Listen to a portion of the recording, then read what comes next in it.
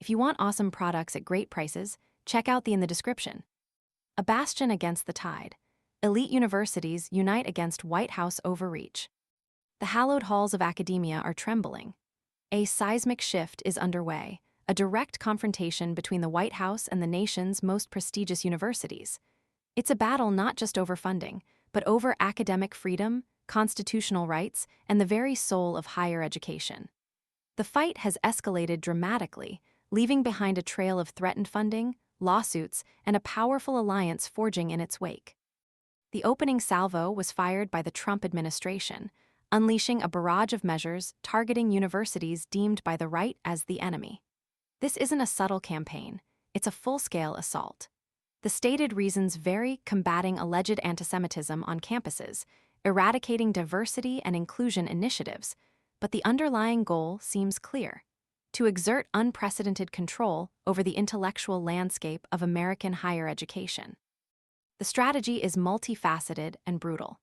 Billions in federal funds are dangling precariously, conditional upon universities' complete submission to a series of extreme demands. These demands are not mere suggestions, they represent a fundamental assault on academic integrity. Universities are being pressured to relinquish significant institutional autonomy, surrendering control over academic departments to external oversight. They are being compelled to engage in the Orwellian practice of auditing the viewpoints of students and faculty, a chilling prospect that stifles free inquiry and open debate. Furthermore, universities are being pressured to actively collaborate with federal authorities in targeting international students for detention and deportation, a move that runs counter to the principles of welcoming diverse perspectives and fostering a global community of scholars. This orchestrated campaign hasn't been confined to a few institutions, it's a widespread assault. Harvard University, long a symbol of academic excellence, found itself at the epicenter of this storm. The administration froze $2.3 billion in federal funds and threatened to revoke its tax-exempt status, citing alleged failures to protect Jewish students from pro-Palestinian protests. This marked a decisive turning point. Harvard, far from cowering, responded with a lawsuit, a bold and unprecedented move that signaled a shift in the university's response from initial tepidness to robust resistance.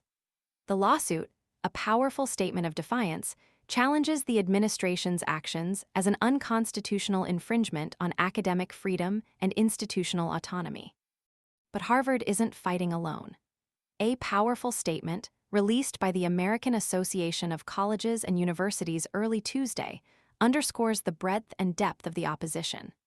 This powerful declaration, signed by the leaders of Harvard, Princeton, and Brown universities, among others, vehemently denounces the White House's undue government intrusion into higher education. The signatories represent a diverse range of institutions: large state schools, small liberal arts colleges, and Ivy League powerhouses.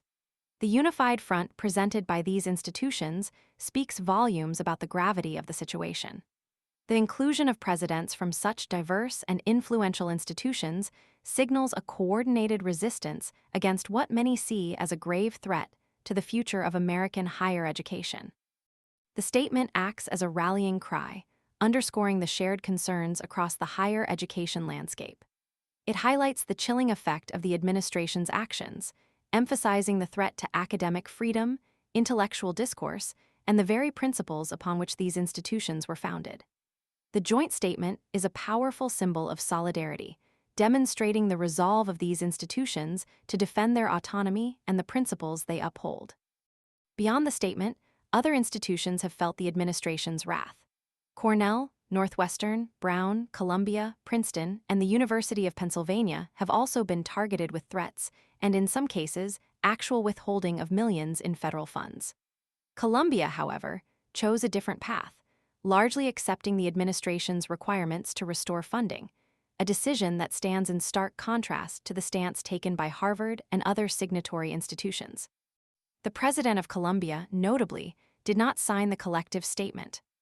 The administration's actions have spurred a wave of countermeasures. Last week, Harvard President Alan Garber issued a strong rebuke, declaring the university's unwavering commitment to its independence and constitutional rights. His statement, a declaration of defiance, set the stage for the ensuing legal battle. While Harvard's lawsuit was the first filed by a university, higher education associations, and faculty organizations have filed additional legal challenges, demonstrating a coordinated effort to fight back against these attacks on academic freedom. The groundswell of resistance extends beyond formal legal challenges. Faculty members at various universities are organizing to support one another, forming alliances to safeguard academic freedom and protect their colleagues.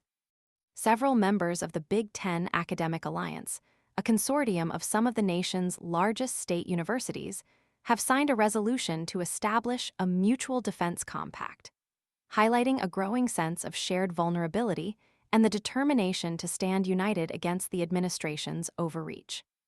This isn't merely a fight over funding. It's a struggle for the very soul of American higher education.